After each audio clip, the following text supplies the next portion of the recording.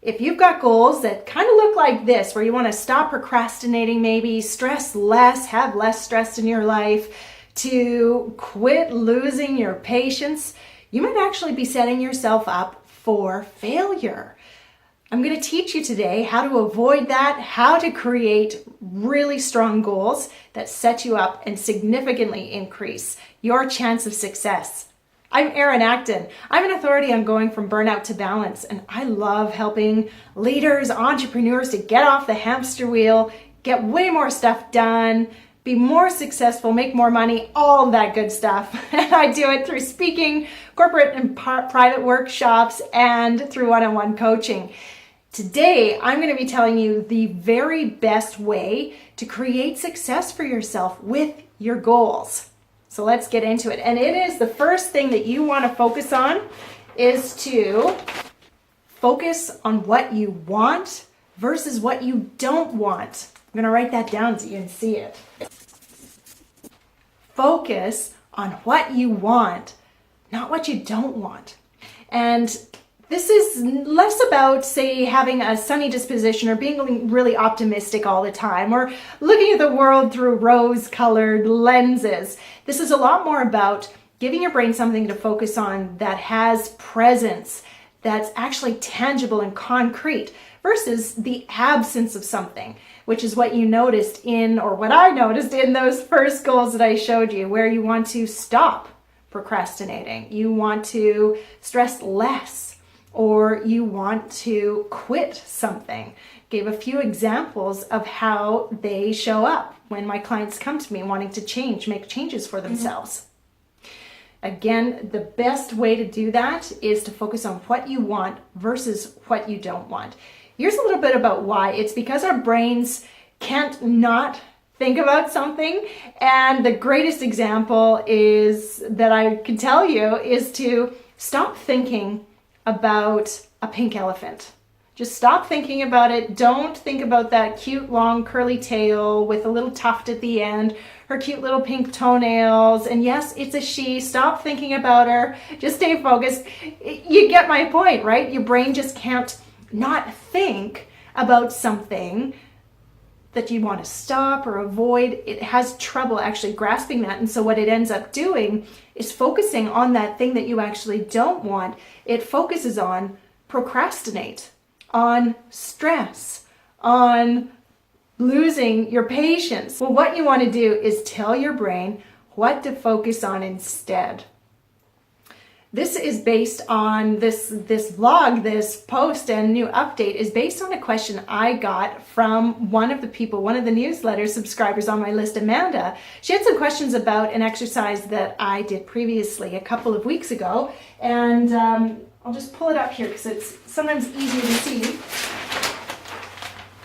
This one, where I walked you through taking those buts that we tell ourselves, oh, I wish I could do whatever the case might be, but oh, I can't for this, that, or the other thing. So it came as a result of that. I'll provide the link below so that you can check that out if you haven't yet. And this is going to really strengthen the goal that you set for yourself, what it is that you want to do, what you want to have, or what you really want to be and accomplish in your life. Amanda really wanted to stop procrastinating in a couple of areas, one around her exercise and another in her business. And I simply asked her, it's a really simple question and one you may wish to write down and one I'm going to write down for you as well. Ooh, almost dropped my pen there. So here's the question to ask when you notice goals coming up for yourself that tend to be things that you would avoid or things you want to stop or quit doing. And it is, if I wasn't procrastinating, using Amanda's example, what would I most want to do instead? Or what would I most need to have instead? Or who might I most need to become instead? You can play around with this one. Do, have, or be. Those are great things to replace there. Using this sentence, you can turn around pretty much any goal that you have for yourself where you notice you've worded in a way that is not negative, but there's an absence of something that you really want to work toward, that focusing on what you want versus what you don't want. You're giving your brain everything you want it to focus on, and it will deliver for you. So how did Amanda's goals turn out? Well, they went from, I want to stop procrastinating in my exercise, in my business, and turn to, I want to be excited to move my body, and I want to be grateful to have the limbs to do so. Her other goal was she wanted to be excited and wants to be excited to start her new journey, her new business. And here's what Amanda has to say about that after going through it. I said, okay, so what feels better for you? She said, attaching a negative word to what I want to accomplish is self-limiting right off the bat, and maybe even makes it a drudge to work on. But when I change my words to describe it in a way in which I would like to move through the blocks, then it's an opportunity thing. It really makes a huge difference. So never mind the research, never mind what I have to say. Just take Amanda's word for it in that it can make a really huge difference for yourself when you tell yourself and frame your goals in a way where you're focusing on what you want versus what you don't want. Some words to watch for. That'll be really important and helpful, particularly if you notice yourself talking about the things that you would rather not have in your life versus the things that you do. And hey, I am one of those people. I tend to go first to the things I don't want and then work my way back to what I do want. So it is normal if you do that. So here's some things to watch for. I want to reduce. I want to quit. I want to let go of. I want to stop. I want to get rid of. I want to lose. I want to avoid. Those are all keywords to watch for. Don't worry so much about scrambling, rushing to write down all of those words. I've put together a cheat sheet with those words to watch for and some really common examples that people come to me for coaching on where we reword them so that we can focus on what they want versus what they don't want. And really what we're doing, it's if I wasn't, fill in the blank.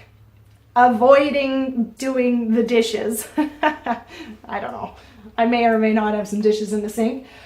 What would I most want to have instead or to do instead? In this case, I'd most want to have a really nice clean sink, clear countertops. You get the idea. I've put together some actual examples that have come up in conversations and the alternative versions so that you have some frame of reference and some examples to work on. If you're a newsletter subscriber, you've already got this form. I attached it in the email that went out with this message. If you'd like it, send me your email so I know who to send the document to. I have a handy button to click below. So go ahead and do that. I'll send that off for you right away. Here's some actions I invite you to take from here to really capitalize on what you've learned and make your goals that much stronger. First of all, review the goals that you have, whether you've got them written out or just reviewing some of the goals you might be telling yourself in your head. Review them. Check them for positive words. If there are some negative ones in there, reword them. If you're not sure what to do about them, you can consult and download that handy cheat sheet that I put together for you. And of course, if you've got any questions that come up, you're welcome to reach out to me. Just simply click reply on my email that I send you and I'll walk you through it. I'm really looking forward to supporting you with this. I'm Erin Acton. I'm an authority on going from burnout to balance. Really hope you found this helpful and useful. And big thank you to Amanda for your questions that inspired this post today.